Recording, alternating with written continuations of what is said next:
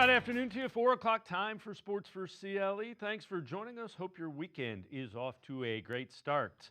NFL news from Los Angeles. One of the veteran quarterbacks that was thought to be on the market is no longer on the market. The Rams and Matthew Stafford have reached an agreement today on a restructured deal that will keep him in Los Angeles and end any trade speculation or trade talks that have been going on. Again, Matthew Stafford staying in Los Angeles. Today at the Combine in Indianapolis, Indiana, it was time for the quarterbacks to meet with the media. As you might expect, most of the quarterbacks at the top of that draft class have met with the Browns, including Shedeur Sanders, who says this is why he is the guy to turn the Browns around. Because I've done it at 2 locations already, so it's simple. So that's why when people say I'm not, one of the top quarterbacks or the top quarterback, is what are y'all going based off of? Because I did it year after year after year, and you see the progression. So it's like, obviously, it got to be some type of external hate that you have for the family, for the last name, for anything, because I know I proved myself on the field. Sanders will not throw or work out at the Combine. Cam Ward, the other quarterback viewed at the top of the draft class, also will not throw at the Combine this week. He will throw at his pro day. He's another guy that many have tied at various degrees to the Browns at the second pick. He talked about what he really does well as a quarterback and his time chatting with the Browns at the Combine. It went real good. Being able to meet with the GM, finally meet the quarterbacks coach in person, the OC as well. They do an unbelievable job on offense, getting people open. They got an unbelievable offensive line. Jerry Jeudy's one of the best receivers in the league. So, if I'm hoping to go there, I know it'll work out good. I think my best trait is winning from the pocket, and I got better at that over my years throughout college. And at the end of the day, as a quarterback, you can't rely on scramble drill and, having to win out of structure. Because you can't win in the pocket, you'll never be successful. Again, Cam Ward talking about what he does well as a quarterback. So after Sanders and Ward, then there's a little bit of a gap. And then you have guys kind of rising up, and it depends on who you talk to. One guy who might be on the Browns' radar after those initial two is Jackson Dart. He talked about what he likes and who he's modeled his game after as a quarterback. I feel like it's a little bit of a cop-out because he just won the Super Bowl, but, I love Jay Hurts and what he does. I feel like I'm very similar in my play style to him. I feel like we can do a lot of the same things. Obviously he's an elite player and I'm trying to reach that level, but, he's been somebody that I've, tried to resemble my game after just because of his versatility, being able to run and throw the ball. And just, how strong he is in the pocket. I think that's something that I've had a lot of fun, watching and observing his play style. Another guy in that group after the first two is Alabama quarterback Jalen Milroe. Milroe does have a history with Brown's new offensive coordinator. Tommy Rees played for him when he was the offensive coordinator at Alabama before he came to the Browns.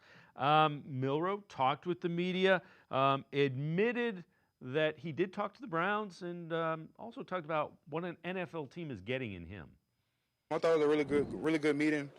Being able to meet everyone in the room, understand who's the offensive staff, being able to talk ball, another opportunity for them to get to know me. So overall, I thought it was a really good meeting. I'm looking forward to building with the Browns. It's all about opportunity. I'm not someone to try to be a savior. I'm someone to just trying to better a program as a whole.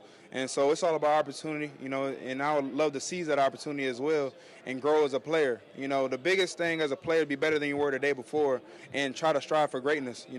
Climbing a mountain ain't easy, but when you get to the top of the mountain, you'll learn so many things when it comes to adversity, when it comes to hardship, things along the way. And so I had all that throughout my journey as a player, and so I'm just looking to lead, looking to grow as a player and be better than I was this past season.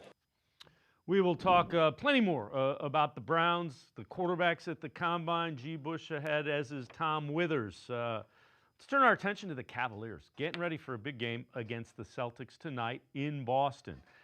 Donovan Mitchell is a guy that has a lot of people talking. The NBA on TNT, Donovan Mitchell talking about the Cavs as a team and where they're headed.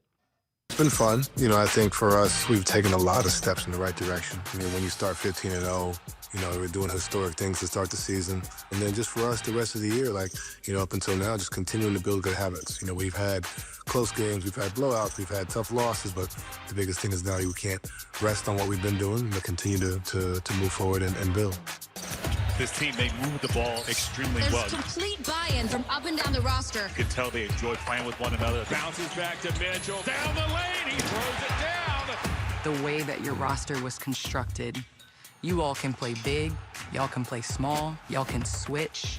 What has that ability to be versatile that allows you all to play so well together? I think it's a belief in each other. You know, I think Kenny's done a great job of empowering a lot of us. It's crazy. And everybody's taking that step.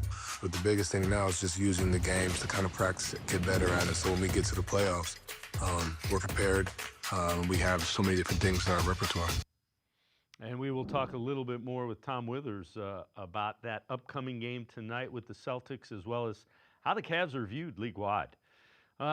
Guardians in spring training, and it was a little bit of a rough outing yesterday for Tristan McKenzie, trying to get right after a couple years where his throwing elbow has just not felt quite right. Yesterday, came in the third inning, and it wasn't a good outing. Pitched only 2/3 of an inning, gave up a hit, 3 runs, and he walked 5. Didn't strike out anybody. Again, 5 walks in 2/3 of an inning. Stephen Vogt, in the Guardians manager, was asked about that outing from McKenzie yesterday. Movement on the fastball was there. Just lack of execution is really all it boils down to. And that's going to happen from time to time in spring training. So delivery was a little bit different from his first outing. So pitching team's all over it, and they're going to get right back to work with him. And I expect it to go very differently next time out. How does he, obviously, health-wise, everything's checking out for him? Yeah, he said he felt great. So health, like I said, that's what matters, is getting pitch quantities up. Like, you know, I know Tristan wants to be better than that, and I think will be. Sinker's really running, unfortunate news on Benintendi. You never want to see that happen. So wish him a speedy recovery. So certainly hope McKenzie's elbow is fine, says it's good. We'll see how that checks out as we move forward in spring training. Guardians signed veteran pitcher Jacob Junis a couple weeks ago to a major league contract. It's a guy who does a lot of things. Chris Antonetti explains what Junis can bring the Guardians pitching staff this year. You even talked about it when we had the individual player meeting. He thinks one of the ways he can contribute best to the team is having the flexibility to fill in wherever the team might need him, whether that's in the rotation.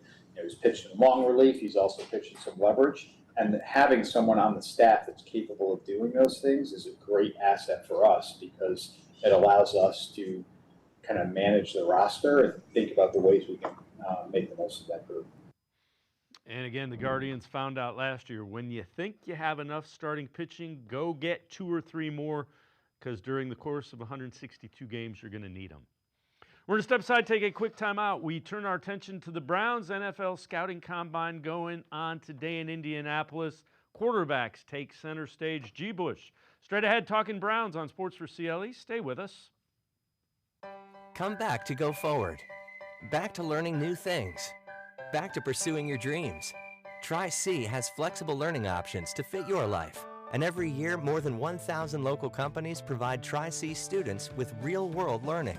The right education can boost your lifetime earning power by hundreds of thousands of dollars. Start now with a college education you can afford.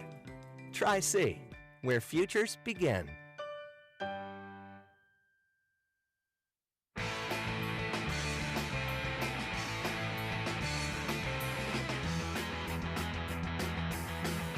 We turn our attention to the Browns in the NFL Scouting Combine. We've heard from a couple of the NFL draft prospects relative to quarterbacks. Field Yates, draft analyst for ESPN, on Jalen Milroe. Yeah, spent a little time around him both at the Senior Bowl and prior to that. He's an easy guy. I mean, he comes from a background, military parents, super disciplined. Like, the guy is a great leader. Like, I really do believe the right team will have Jalen Milroe not just find success, but like sooner rather than later. Like, if you look at all the singular traits that the various players in this class have, his rushing ability is one of the more undeniable ones. And he's got a cannon down the field as well. He's got to totally refine the short intermediate passing game work, but he can chuck it down the field. And you can just imagine some mad scientist offensive coordinator who runs the ball with him 12 straight times, and the next thing you know, fake the run and just bombs away for a 50-yard touchdown. Let's welcome in G. Bush, 92.3 The Fan, as well as the Ultimate Cleveland Sports Show, The Barber Shop. G. Bush, Milrow's a guy that I see how you could fall in love with him, but he kind of scares me too. Oh, listen, he scares the heck out of me. I'm not. I mean, we saw it first place, and I think in our division, it's kind of difficult because we could talk ourselves into it because we saw Lamar Jackson go at the late end of the first round to the Baltimore Ravens, and it just seems like Ozzie Newsome was able to fleece everybody again. And now you have a guy who has 2 MVPs, a perennial player that is going to. I think he's the all-time leading rusher as a quarterback now as well. And some of his throwing and refinement has happened under the Baltimore Ravens. You look at Jalen Milroe. He's bigger than Lamar Jackson. I think he has a stronger arm. He might be just as fast as Lamar Jackson, but the problem we have is, when you go back to the Senior Bowl, had a tough week at the Senior Bowl. When you go back and look at his tape, he had a tough time hitting intermediate throws. He had a tough time diagnosing what defense was going to do to him. Now, granted, the people will probably say, hey, Nick Saban leaving had a lot to do with that, but I mean, he even had dynamic receivers like Williams out on the outside. He's had some guys. I think he threw the ball to Isaiah Bond before he transferred to Texas. So he had him on his roster. So he's had some very, very good wide receivers. He's had a really nice offensive line, a nice running game, and he has not put the numbers up that we expect. One thing I will expect is Jalen Milroe is going to come out here, and he's going to run somewhere in the 4.4s. I wouldn't be surprised if it's low 4.4. He's going to run. He's going to look good on a lot of this stuff, and it's going to entice some team. I will say this. If you got a quarterback who you think is, got 2-3 more years in their system, and you think that your team is very close, and I wouldn't be surprised if a team goes and picks him up and put him on the roster and let him sit for a little bit. Teams, you might look at out there, I don't know, the LA Rams. They're looking to move on from Matt Stafford. Maybe they pay Stafford a couple more years, bring Milroe in. Teams out there, I don't know, do you bring him into Jacksonville? Trevor Lawrence has struggled a bit here and there. Do you bring him? What about, the Indianapolis Colts? I mean, I don't know if you want to do that twice. Because you got a guy like that on your roster in Richardson, but there's somebody going to take him. I think he goes in the second round. Third round is the latest I think he'll go because somebody's going to be enticed by that speed. Yeah, and the other thing I would say is Tommy Rees. He was better under Tommy Rees than he was after Tommy Rees left. So if the Browns draft him, they know what they're getting. The question is, do you know how to mold it into what you need? And you listen, Kevin Stefanski likes running the quarterback sneak stuff. Kevin Stefanski, if they did go that route, he would be in the game plan. He would see a package or two. They wanted to run some of that stuff with Deshaun Watson, but Deshaun Watson unfortunately lost a step. And you look at, what they wanted to do with him with the RPO stuff, never quite turned out to be what they were looking for. But, if the Browns, I always said like this, if Kevin Stefanski and Andrew Berry like him, and they want to trade down and do some stuff, and he's still there, and they decide that's their guy, well, they better make it work. And I'm not going to cry about it. This is their year to prove it, and if they like him, go get him. Yeah, I'm with you. Because if they don't make it work, there's going to be some new sheriffs in town. Jackson, yes, indeed. Jackson Dart's the youngest of the quarterbacks, really young in this draft class. Played for Lane Kiffin at Ole Miss. He talked about meeting with the Browns at the Combine. Being able to sit down with them, have those visits, and really just chop it up. They have a ton of talent, and I think that they're a team that's really going to have a ton of success in these next coming years. I think they're built for success now. Like I said, I've never sat on the bench before, so that would definitely be an adjustment early on, but I don't think that's a bad thing at all. I think it's something that, you can go into a situation and learn as much as you can. A lot of times when you're in that situation, you're playing behind a veteran quarterback who's had a ton of success and just knows a ton about the game, so you got to be a sponge. And I think that a lot of times you've seen some of the most successful quarterbacks come out of situations like that. You can bring up Patrick Mahomes, as of late, Jordan Love. And for me, I'm excited to just have the opportunity and just compete wherever I go. I know that I can make a room better, I can make a team better. So I'm just going to be a sponge in any situation that I'm in and really just try to take my game to the next level. Again, Dart would be a guy, if they don't go quarterback at 2, you could see him trading back in, and he fits their young guy that you have. You trade back into the first round, so you got the 5th-year option. He's still really young. You know what? I ain't gonna lie. I'm not even gonna lie. I like how he talks. Just something.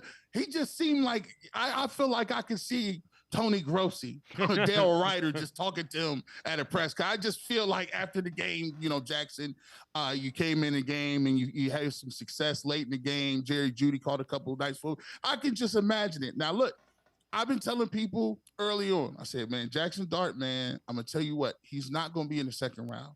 If you want Jackson Dart, you're going to trade up at the end of that second round, that first round to get him, because he's going to move up the charts, man.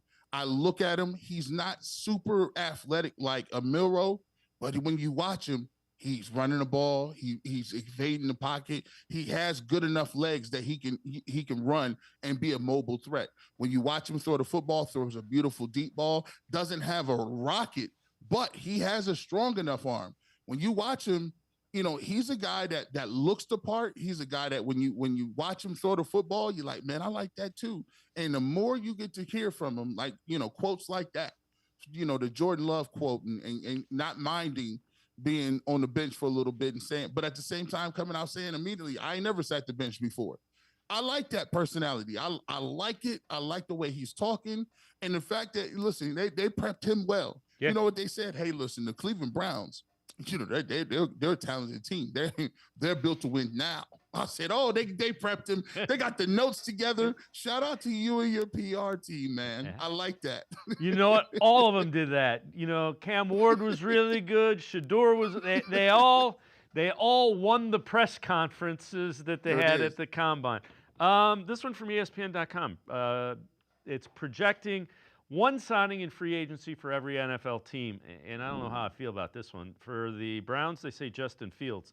Fields have to start over. Rookie mobility would open up lanes for running backs. Browns could also build up other positions through the draft, giving Fields a season to show what he can build on in 2024 improvement after his first 3 seasons in Chicago went poorly. I just don't know that Fields fits with what they do. I thought he was going to be really good with Pittsburgh, and then he won some games, and they didn't play him again. Yeah, kind of like I think what had happened, he started to show some of those limitations that Justin Fields has. He has some of those limitations where, you're not sure if you can dial up plays that got to be gimmies. I look at the Cleveland Browns going last year, and I going back to watch some of those games over. The thing that really got people frustrated, and the thing that really was the undoing of Deshaun Watson to a certain extent, was the fact that the gimmies weren't there. Like the throws that, you got to have them. It's 3rd and 5, and the guy's there, and the check down is there for 7 yards, and you tuck the ball and run, or you throw the ball to another guy who's covered. Those are the gimmies you got to have, and you can't win.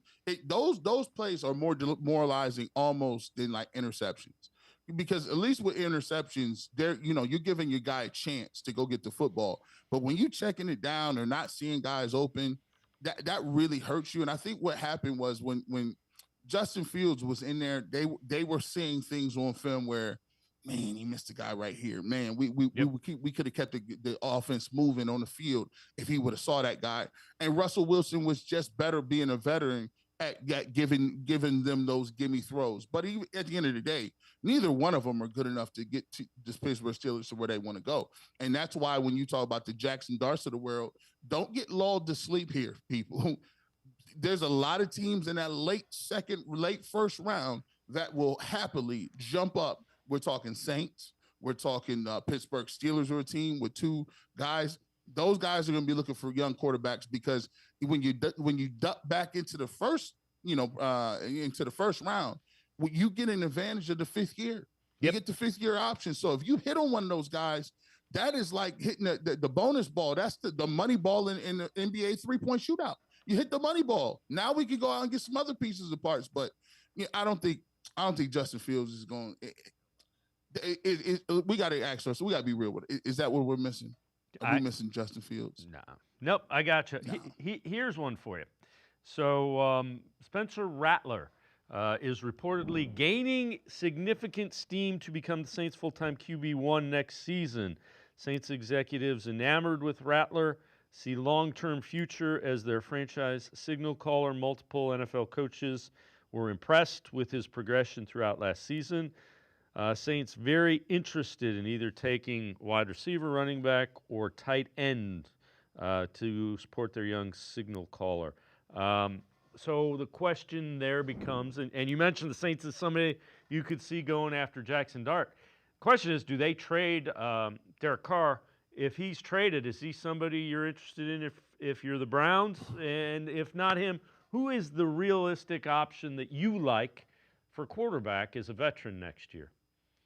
So, when you look at, the Saints situation and Carr, he's one of those guys where you know what you're going to get. It's Derek Carr. I mean, he's not going to be too up, not going to be too down. He's what we call middle of the road guy, where you feel like he's right under the tier of quarterbacks that can get you to a championship level. He's right underneath that. Now, if you have to take the assessment and figure this out, if the Saints are behind you and they're a bad team and they're looking to get rid of Derek Carr, and you're the Browns and you got the number 2 overall pick, and you want to take that off their hands, no. I don't want to do it in that way. What I would rather do is I say, listen, let's go ahead and do this. Kirk Cousins probably gonna get he's probably gonna get cut. Yep. I'm gonna roll with Kirk Cousins. If he can get cut and I don't got to pay him that much money, he's been in the system. He knows Kevin Stefanski. Kirk Cousins is a solid dude. I like Kirk Cousins. I've had a soft spot for him ever since I watched the quarterback show on Netflix. I agree. I like the way he goes about his business. He's very professional. And I think that Kirk Cousins, 1 year after the Achilles heel, could get you to 5 games, right? At some point, you're going to have to pay the young guy, unless Kirk Cousins is unconscious and he's throwing the ball all over the park and he's an MVP. But I think his demeanor leads to a more successful transition of a quarterback. I take Kirk Cousins. I go get me one of those quarterbacks. I get another quarterback late too. I think the Cleveland Browns may need to have an all new quarterback room. I just feel like there's some other things out there that we need to be looking at, and I would go with Kirk Cousins. G. Bush and I are going to step aside, take a quick time out. Other side of the break, we head to the voicemail of Truth and Reason. Sports4CLE. Be right back. Stay with us.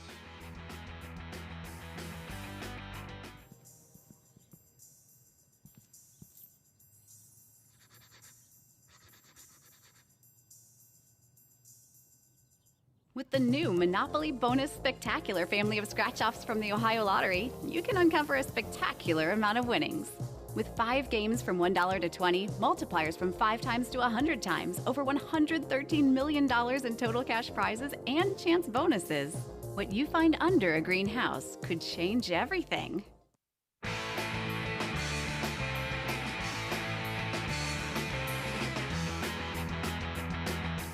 We continue talking Browns with G. Bush from the Ultimate Cleveland Sports Show as well as the Barber Shop. Let's head to the voicemail of Truth and Reason. Hey guys, I have a conspiracy theory that I want to run by you. The Cleveland Browns are cutting Juan Thornhill in order to free up the number 1 in order for it to be available when Cam Ward is drafted to the Cleveland Browns. What are your thoughts on that? Go Browns. As always, appreciate all of the voicemails. G. Bush, I am not opposed to Cam Ward. I'm growing more and more aware of him. But the reason that Juan Thornhill was released had more to do with the number 0, the number of interceptions as a free safety that he came up with in his time with the Browns. Hey, I like it. That was a reach. I was sitting there and I was wondering where he was gonna go with it. He's like, man, I got a theory. I'm like, Juan Thornhill. Okay, where are we going with this? This is a Grant Delpit. Is he gonna say something about safety in the second round? No. Listen, Juan Thornhill's out of here because Juan Thornhill didn't do himself justice. First of all, he shouldn't have got changed his number to number 1. Anytime you get a single digit number like that, you got to be cold. You got to be a bad boy to wear number 1 because it just singles you out. The spot shadow is all the way on you. And if you don't get no interceptions and then you don't have no tackles and then you be hurt all the time and then you came from the Kansas City Chiefs and then you be on social media talking about I should be playing right now, it makes you look crazy. Juan Thornhill is no longer going to be here because of Juan Thornhill things. In terms of Cam Ward, I have no problem with Cam Ward. Listen, I like his game. I like his demeanor. He has great arm talent. The Browns need a quarterback, and Cam Ward, to me, I thought I had him just slightly above Shedeur Sanders, even though I think Shedeur might be able to fit a little better in what Stefanski wants to run. But look, we might have a nice, dilemma on our hands because if Abdul Carter goes number 1 to the Titans, now you get to pick between the best quarterbacks in the draft. At that point, you start to look around and see who's left, and you got 2 quarterbacks plus guys being able to wheel and deal and possibly move up to take one of those. So I like the position if Abdul Carter goes number 1 because it gives you more options for the Cleveland Browns. But it has nothing to do with Juan Thornhill. Nope. But you know what? I'm with you. If Cam Ward's there and they like him, go get him. The turnovers scare me. That's the only thing about him that scares me. He makes some throws where it's like, and maybe that's because he's trying to do too much. Let me ask you this. If what's a home run scenario for you the first 3 or 4 picks? So if Andrew Berry gets these 3 or 4 guys out of this draft and make it realistic, don't give me Abdul Carter, don't give me the top 4 guys in the draft and say, go do it, Andrew. Home run scenario for them with 3-4 picks. So here's the thing. I think one of the scenarios is I think this is a home run. If you have, say for instance, they have Jackson Dart and Shedeur Sanders, roughly the same quarterback. They may not want to take a Jackson Dart in terms of taking him at a number 2 position. So say for instance, Cam Ward goes off the board first. The Browns still have what I would call 3 other blue chip type talents to get. If you're going to trade down, under no circumstances are you trading down lower to if you can't get either Shedeur Sanders, Abdul Carter, or Travis Hunter. Now, if you can trade back to a position where you can acquire one of those 3 blue chip people, I take it. If you ask me and you say, okay, well, what's the great thing? Hey, let's trade down a spot. Maybe the Giants want Shedeur Sanders. Maybe they're at 3, they want to get to 2 to get Shedeur. You say, okay, let's drop back a spot, gain some other assets. We take Travis Hunter, or if you want to take Abdul Carter, I would lean towards Travis Hunter because I think you get more bang for your buck. Offense, defense, special teams. He's a special player. Now you got something to go with Jerry Jeudy. You then say, okay, well, let me go. Remember, I got the same grade on Jackson Dart. Or if you got if Tommy Reese says I can make him Lamar Jackson and it's Jalen Milroe, okay. So now I take my assets, my picks, or whatever I need to do, and I get back into the first round. I would take Jackson Dart at that position. You get a 5th year option on him, and you got your quarterback of your future. You went back and was able to jump back into the first round. Also, you might not even take that much to get there. Maybe a pick down the line because you're only moving up 1 spot or a couple spots to get back in there. And then you go get Kirk Cousins and you say, okay, well, look how we did this. We got Kirk Cousins for a little bit under $1 million or $2 billion because, the Falcons going to pay some of that money. You're going to take you got Jackson Dart, who's going to be your quarterback of the future on a 5-year deal. So now you can work with him. And you got a guy like Kirk Cousins who's going to be able to help him out. And then you got Travis Hunter. You've immediately helped your secondary. Now you got a guy to play with over there, and you got a number 1A receiver with Jerry Jeudy. If they can come out of that and you still got 2 third-round picks, not to mention what other stuff they got later in the draft, I think that's a home run. Yeah, and here, I'll take it even a step further. Go get me Travion Henderson if you can early in the third, or Quinshawn Jung. Give me one of the two Ohio State running backs in the third. Now we got some playmakers on the offensive side of the ball. Those guys are going to move. Travion Henderson, after what he did in the playoffs, he showed the long ability to run. Listen, they got some Ashton Genty, Omarion out of Hampton out of North Carolina is nice. The kid from Iowa is nice. There's going to be 3 running backs, I believe, taken in the first round. And don't be surprised if the Cleveland Browns take a running back early. Nick Chubb, he's going to hit free agency. I don't think they're satisfied with Jerome Ford to see him as a feature back. I'm telling you, watch for Cleveland Browns getting one of those backs. And if they get Travion Henderson, now we cooking. G. Bush, as always, great stuff, man. Appreciate you. Thanks for the time and the insight. Appreciate you guys, man. G. Bush, make sure you check him out. Ultimate Cleveland Sports Show, 11 until 1, Monday through Friday. You can also catch him on the barbershop on the weekends. We're in the step side. Take a quick time out. Other side of the break. Film breakdown, video analysis with Lance Reisland from cleveland.com and the Plain Dealer. Straight ahead on Sports4CLE. Stay with us. The Ohio Lottery Partners in Education program is dedicated to recognizing exceptional students, teachers, and schools throughout Ohio. Scan the QR code on screen to nominate students and teachers as Academic All-Stars and Teachers of the Month. They must be currently enrolled or teach in grades K through 12. Is your K through 12 school developing students' literacy skills to achieve success in reading? If so, you can nominate your school for the School of the Year. Students can win $100, teachers can win $500, and schools can win $2,500. Scan the QR code, fill out the forms, and nominate deserving students, teachers, and schools today. The Ohio Lottery Partners in Education program takes pride in honoring exceptional students, teachers, and schools across Ohio. Submit your nomination today. It's fun, fast, and free.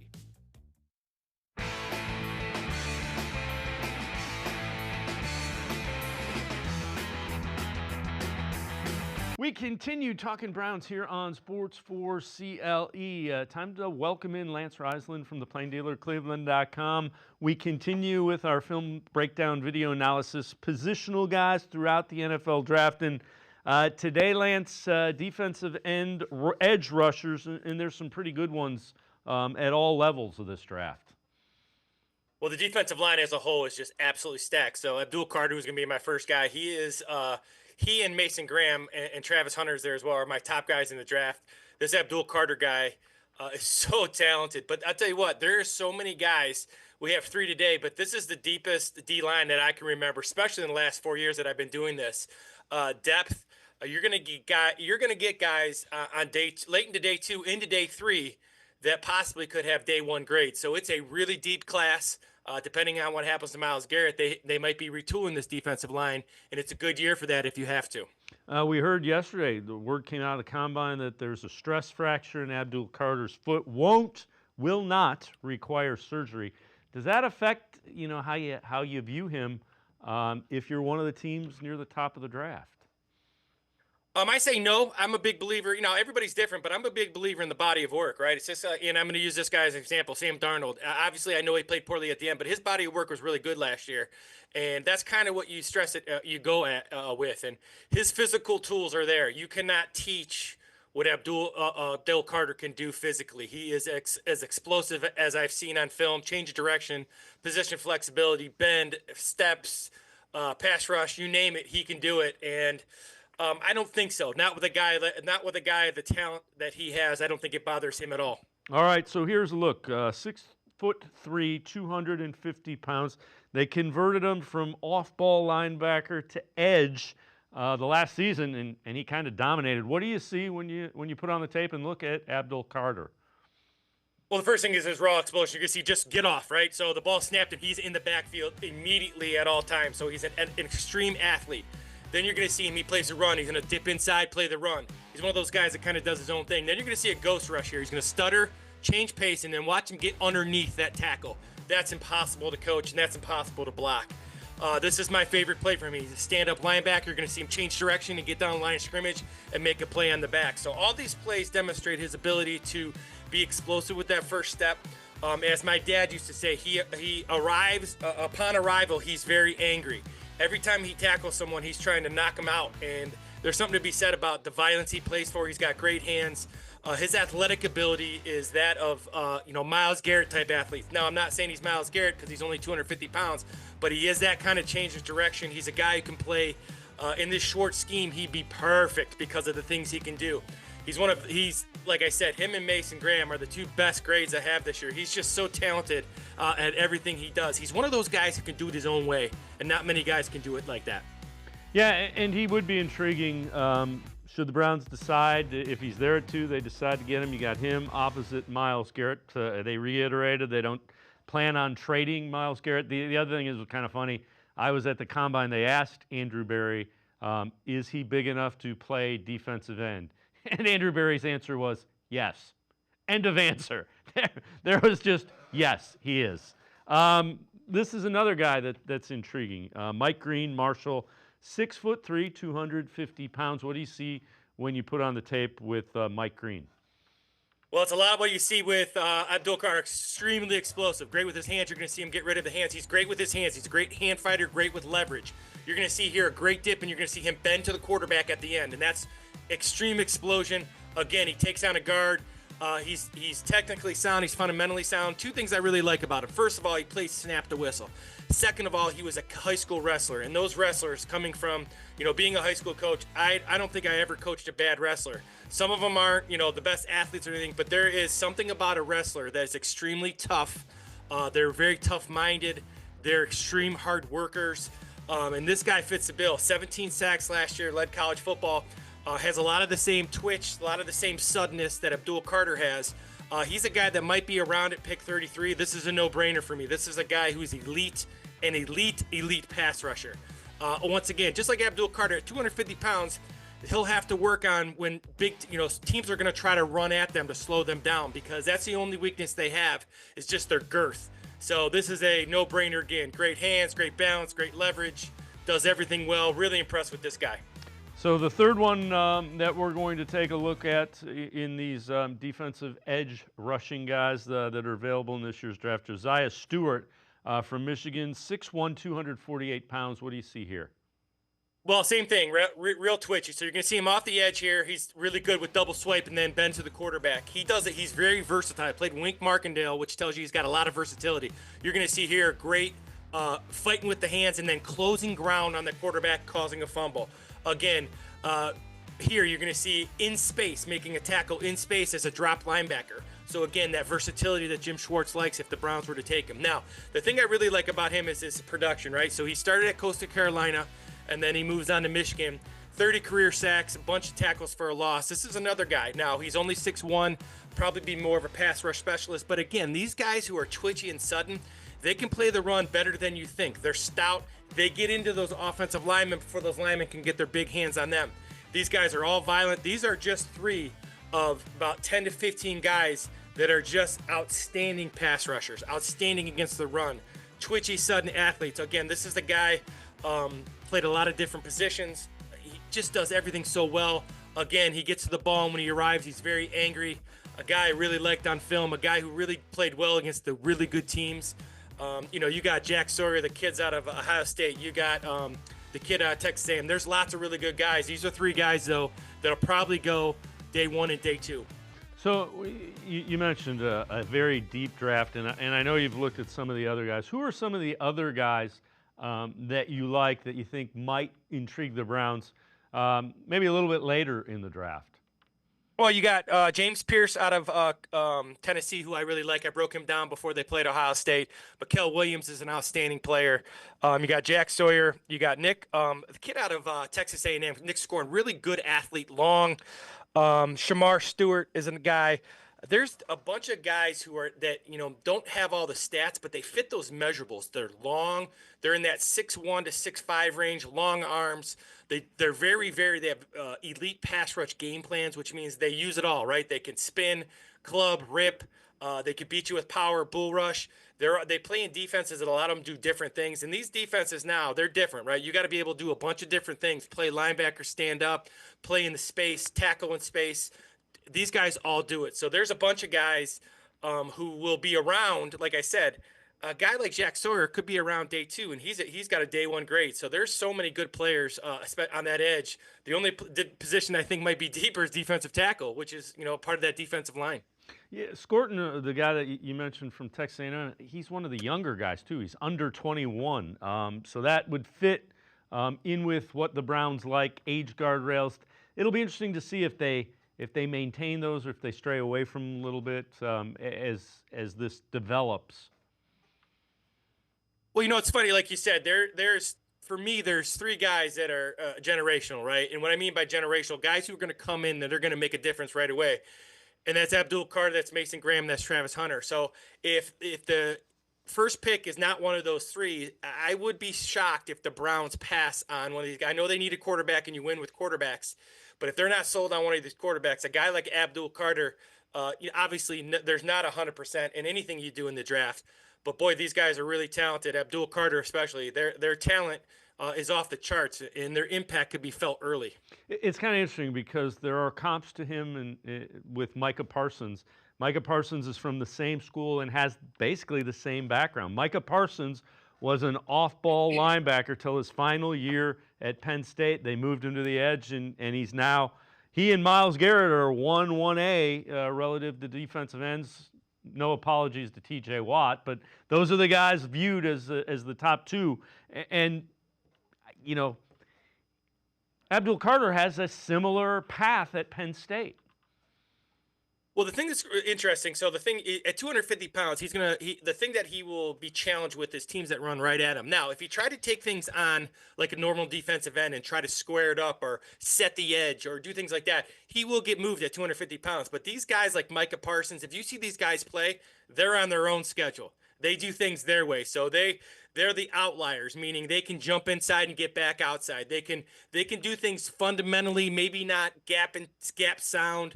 They're going to do things that aren't coached because that's how good they are. And once in a while, you get a guy like that. You don't overcoach him. You tell him to go get the ball. And it sounds kind of simple, but rarely, the LT, these guys who are just generational guys, you got to let them go play and don't overcoach them. And you're right. If they were doing things traditionally as a defensive end, then no, he couldn't play at 250 pounds. But he doesn't. He does things his way, and his way is really, really good. So I think he'll be, like you said, Micah Parsons is exactly who he is and exactly how he'll play this year, I think, as a rookie. The other thing is Jim Schwartz will know how to use a guy like that without question. Well, when you get a good guy, again, I always use my dad as an example. My dad always believed, don't worry about the weaknesses. Everybody has weaknesses, and that's kind of what coaches, that's kind of what we get caught up in sometimes, saying, we're going to make this guy better at this.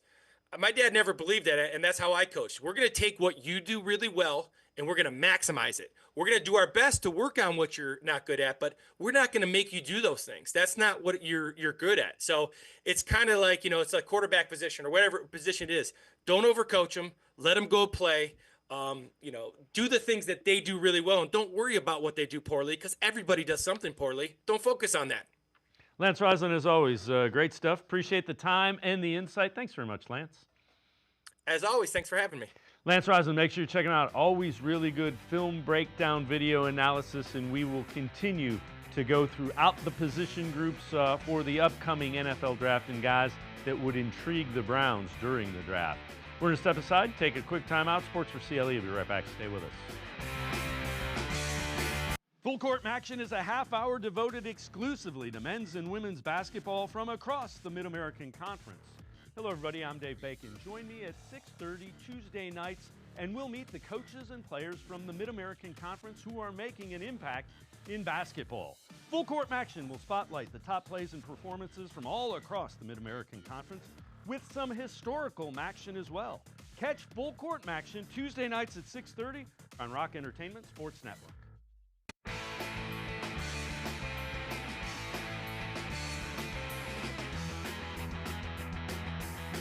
Sports4CLE continues. Miami quarterback Cam Ward is a guy that the Browns could very well draft at number 2 if he's still available. Ward was at the NFL Scouting Combine in Indianapolis today and was asked what he wants teams to know about him as a player. That I'm willing to do anything, that takes to win a football game, whether it's be a gunslinger all day or, have to hand the ball out a couple times. So, at the end of the day, I know what type of player I am. The team should know what type of player they're getting in me. And so, I'm just going out there to try to do my best for myself and my future teammates. What makes you the number one quarterback in this draft? The tape says everything, I believe, and I'm honest to that. But I think just what separates me from everybody is the way I approach it, the mindset that I have going into the field each and every game. Coming from, my journey, not a lot of people can do that. And so I just think it shows, the work that I'm willing to put in, whether I go first round or second round. At the end of the day, that draft pick don't mean nothing. It's all about, establishing yourself once you get the opportunity. With that, let's welcome in longtime Cleveland sports reporter Tom Withers. Tom, it's interesting to hear Cam Ward. I liked his answer. Even if he's number 2 overall, knows he has to prove it in the NFL. Myles Garrett incognito asking those questions at the combine today, because he's the one that we've got to please here, right? I mean, we can say all we want about how we feel about these young quarterbacks, but it's about getting 95 happy right now. But yeah, Dave, I'm with you. I've been impressed with Cam Ward from what I've heard and what I've seen out of him. And watching the tape of him last year, I spent a lot of afternoons on Saturdays kind of flipping around the college football circuit last year, and I landed on Miami a few times, and I like the way the kid plays. I thought he was on time with a lot of his throws. He had a tendency to play a little bit of hero ball now and again, but led the Hurricanes to a lot of comeback wins. Seems to have the composure. One of my colleagues, Tim Reynolds, who has covered the Hurricanes the last couple of years, has spoken glowingly of Cam as both a person and as a player. So, should he be sitting there? If the Browns decide that he's a notch better than Shedeur Sanders, if they end up not moving out of that spot, I think he'd be a very nice pick for them. All right. Assuming both Sanders, Ward are there, do you think the Browns are hoping somebody falls in love with one of them that overwhelms them? 3 first-round picks, 2 first-round picks. I don't think they want to move past 10, but if somebody wants to give them first-round picks to move back to 7 or 8, I would think they probably do it.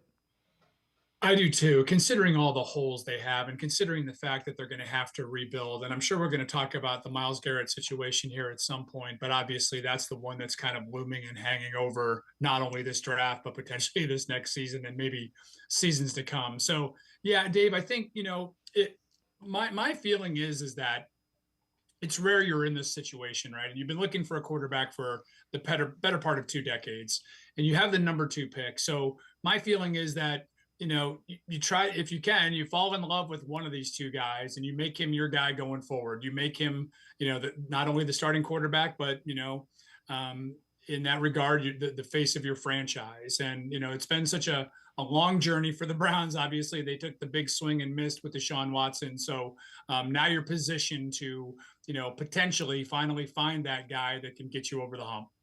So along the lines of Myles Garrett, Adam Schefter, ESPN's NFL insider, with his read on the Myles Garrett situation, as well as what he thinks might happen.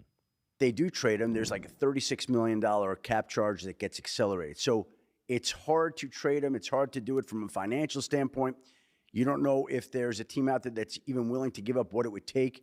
So there are a whole slew of factors. Now, we've seen in recent years any number of players want to go from wanting to be traded to signing extensions. Right. Mm-hmm. I know this is not money-based, but Lamar Jackson wanted to be traded, dropped that before John Harbaugh was having breakfast with the reporters at the owners' meetings a couple of years ago, and he wound up signing a month or so later. Deebo Samuel, Brandon Ayuk, we can go on and on. Again, I would think eventually maybe he'll soften up because the Browns feel like they're unwilling to move him. Mm-hmm. It would take a change. Now, the Bears or the Raiders at one point in time were like, we're not trading Khalil Mack. We're not trading Khalil Mack. We're not trading Khalil Mack. September 1st of that year, after weeks and months had passed, they traded Khalil Mack to the Bears. Yes. So if they do trade him, what do you think the ballpark compensation is? And give us the teams that are going to be hot and heavy for him. Well, if you go back and look at what the Bears gave up for Khalil Mack. It's 2 firsts. It was a third, a fifth. It was a bunch of, to me, that's the most fair comp there is out there right now. And Tom, I think that's accurate, but I would say the thing Miles isn't going to like is Browns are going to want to trade him to a team that's going to end up having higher draft picks, and he's, you bad teams. Yeah, if you're a playoff team, it's almost like a second-round pick. Yeah, he's everybody talks about him having the leverage here. I still think the Browns are in a pretty good position. Now, listen, is it going to take some soothing over of hurt feelings and more over the next few weeks and couple of months to make this work? Yeah, but as Adam pointed out, and I tend to align with him on a lot of this, I think there's a way for the Browns to fix this. I really do, and I think because it wasn't that long ago that Myles Garrett was saying things like he wanted to retire as a Cleveland Brown, that the Browns weren't that far away. So there's been this flip-flop here. And I don't know if it's at the urging of Clutch Sports or LeBron or whoever it is that's helping Myles make his decisions. But I do think there's a way for them to remedy this. I think there's a way to fix the situation. We don't know exactly what kind of off-season plans they even showed Myles. And to be fair to the Browns, how could you really reveal your plans about what you want to do at quarterback when you haven't even worked out either of the quarterbacks or spoken to either of the quarterbacks? So, even what they may have told Myles a month or so ago may no longer be true today. So, and as Adam pointed out too, there's a ton of variables here. And we have seen this many times before where players, request, demand, however you want to characterize it, trades and end up staying with that team. Now, I know Myles' camp has come out, anonymously and said that, any talk of a contract extension now is off the table. I don't buy that for a second. I think what's happening right now is we've moved to that tried and true point of negotiating in the media, and that's where Yeah, I would agree with you wholeheartedly. All right, when you look at the Browns roster, obviously quarterback needs upgrading. What other spots do you think need upgrading to get back to where the playoffs are within sight? Yeah, I hate to say this, but all of the above. I mean, I don't see, I'll be honest with you, Dave, I don't see a single position group on this team that doesn't need some kind of help right now. Let's take the wide receivers, for instance. So you've got Jerry Jeudy, who, listen, for all the criticism of Andrew Berry, you got to admit that he got the Jerry Jeudy trade right. I mean, that kid emerged and had, his career year last year, and you got to hope that he can build on that. But after him, it starts to get thin. You start to talk about, your Cedric Tillmans, and I can't even remember if Elijah Moore is still under contract or not, and then a whole lot of nothing. And so, just from that position group alone. So I think there are needs everywhere. We've talked about in the past the Jeremiah Owusu-Koramoah situation, and we still don't have any clarity on that. So obviously your linebacking core needs a ton of help. There's obviously already been reported that Juan Thornhill is going to be released. So you've got an opening in that defensive secondary. Again, I think the Browns have enough holes in enough places that they really got to go out and basically rebuild. And I know that's not going to help the Myles Garrett cause at all, but that's kind of the reality of where they're at right now. Are there positions that you think make more sense to address via free agency rather than the draft? Yeah. I think you can find maybe an established left tackle in free agency. I don't know what that class looks like, to be perfectly honest with you. Obviously trades are always a way of rebuilding, but any good team is going to start through the draft, and you got to get those picks right. And unfortunately for the Browns, their draft record over the last couple of years has been pretty spotty. There have been some really good ones and a couple of head scratchers as well. All right, let's turn our attention to the Cavs. Much brighter news is they head to Boston tonight to face the Celtics, who are coming off a 20-point loss to J.B. Bickerstaff and the Pistons last night. So they're doing back-to-backs. Bickerstaff is doing a great job with Detroit. Tom, it seems like, though, the Cavs really got it right with Kenny Atkinson. I'm really impressed, and it's been not only what you see day in and day out, but adjustments throughout the course of the season. 1,000%. And who would have thought, by the way, that the race for the coach of the year in the NBA is probably going to come down to Kenny Atkinson versus JB Bickerstaff? That hits close to home, doesn't it? So yeah, he's done a remarkable job. And let's be honest, Dave, I mean, I think the 15-0 start extended his honeymoon period, right? I don't know, if the Cavs had come out 8-7, there'd be questions like, oh, is this the right guy or not? And obviously they hit the ground running. He hit the ground running. I think he's done a sensational job in so many areas, particularly in what he's unlocked in this Cleveland offense, right? He has found the way to have Donovan Mitchell and Darius Garland play together. He has found a way to have Evan Mobley be the impactful player at both ends of the court that we all thought was possible in his first couple of years. Well, Kenny Atkin has found that formula. He's figured out how to have Jared Allen out there that he's not getting in Evan Mobley's way. So he's been terrific. And obviously you have the emergence of a kid like Ty Jerome, who's just been sensational for that second unit. I like the way Atkinson has been able to develop trust from 1 through 12 really on that roster. And he's not afraid to play guys. And he keeps insisting to us that he's going to play 10 or 11 in the playoffs. I'm not so sure about that. I think once you get to the playoffs and the matchups are set and the series gets started, you have an idea of playing 10 and you trust about 7 guys. So that may change things, but all in all, I think Kenny has done a terrific job. All right, let's head to the voicemail of Truth and Reason. Hey, what's up, Dave? This is Sailor. Now, I'm a man that does not have a problem or issue when admitting when he's wrong. And admittedly, I was wrong about DeAndre Hunter. I had no idea this guy was such a complete player, and I didn't know he was as tall as he is. He has the length. He has the shooting touch. He's an all-around good player and a great addition to our team. Now, my concern was with the chemistry that the Cavs have built with the team they already had. And we gave up 2 quality depth players who had shown that they could contribute to the team for a not necessarily unknown player, but unknown how he would fit within the scheme and if he would be able to have the same type of chemistry and camaraderie as the 2 players that we gave up. But Buddy's been a seamless fit, and he has the Cavaliers looking like they can really win a championship. Thanks for taking my call. Love you, Dave. You're the best. As always, appreciate all the voicemails. Tom, I remember, and I think part of that comes from they had some inside knowledge. Ty Jerome, who you mentioned, who's played really well for him, it's his best friend. He played with him on a national championship team for Virginia. They knew exactly what they were getting, not only the player, but the person, DeAndre Hunter, and that helps the chemistry without question. Yeah, no doubt. And to underscore Taylor's point there is that the chemistry is so good that I think you and I could walk into that locker room and feel welcomed and feel to be part of the boys. It kind of cracked me up. I think it was maybe DeAndre's second game in big win at home, 30-point win.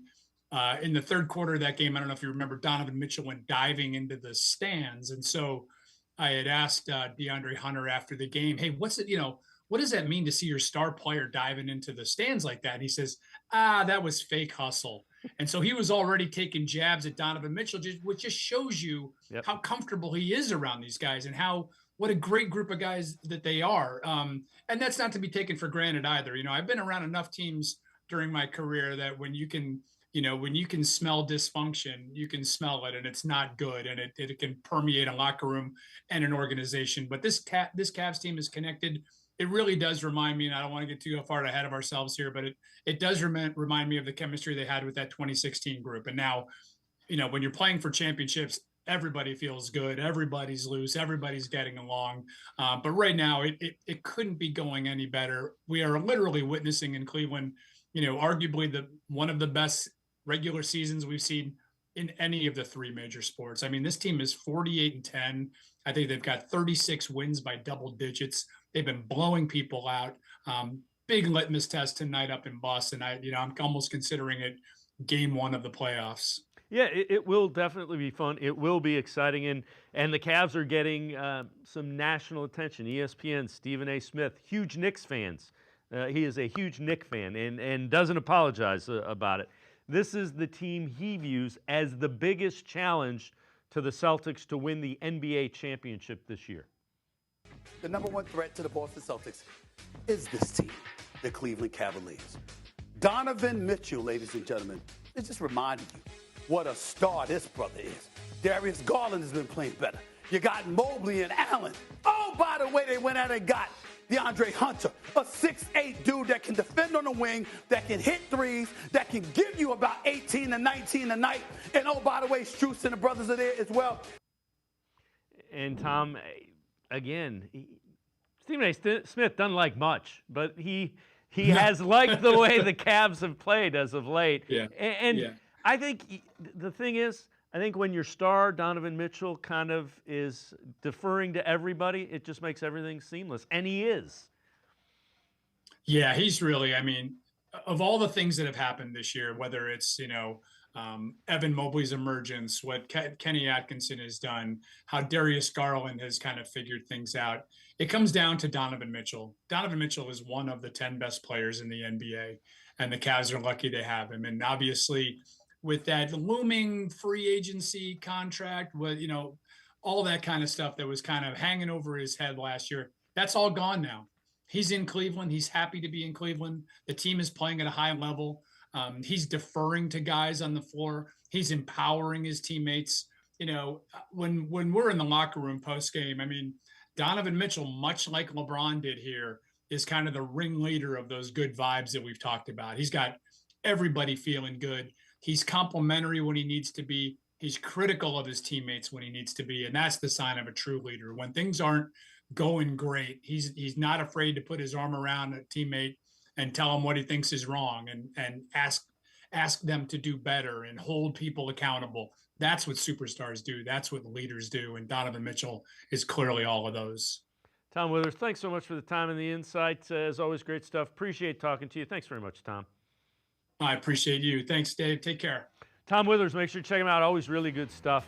We appreciate him sharing some insight on the Browns as well as the Cavs. That's going to do it for this edition of Sports for CLE. We'll see you back here Monday at 4. Have a great weekend, everybody. See you Monday at 4 on Sports for CLE.